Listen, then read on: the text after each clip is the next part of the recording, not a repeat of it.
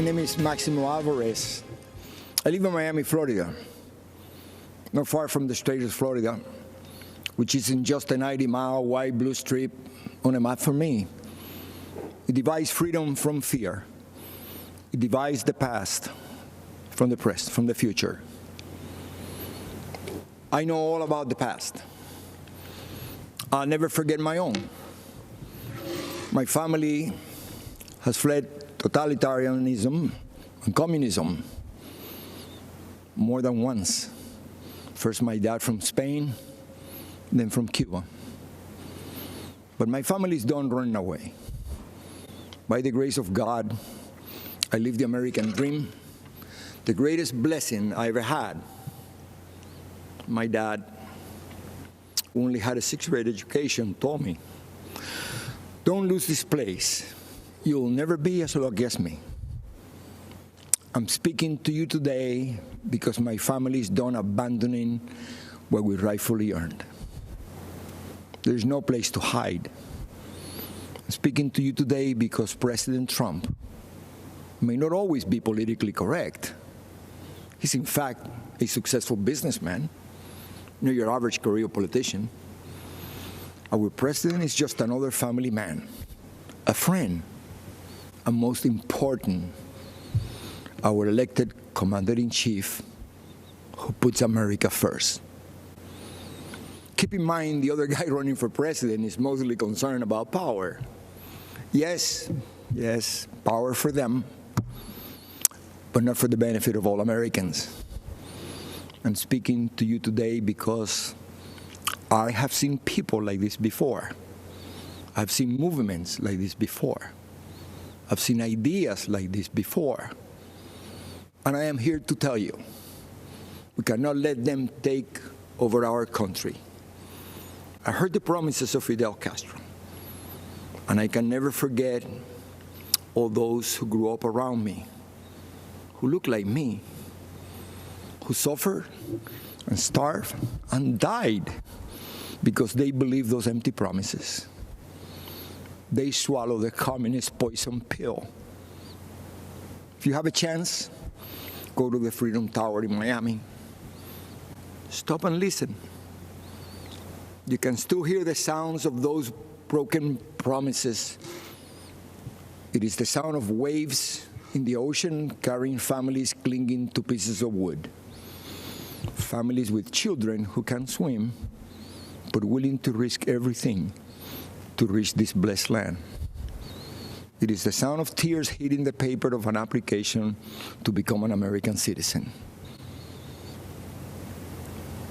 Most heard and liked the promises, but soon after, they experienced the reality. Look at them, listen to them, learn the truth. Those false promises: spread the wealth, free education, free health care, defund the police, trust the socialist state more than your family and your community. They don't sound radical to my ears. They sound familiar.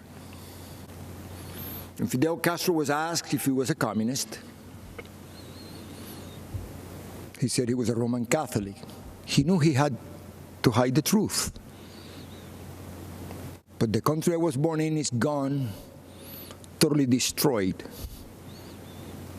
When I watch the news in Seattle, Chicago, Portland, and other cities, when I see the history being rewritten, when I hear the promises, I've heard echoes of the former life I never wanted to hear again.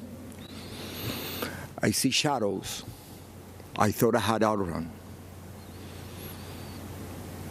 My parents only wanted one person to decide my fate: me. Not some party member, not some government official, not some bureaucrat. In America, I would decide my own future.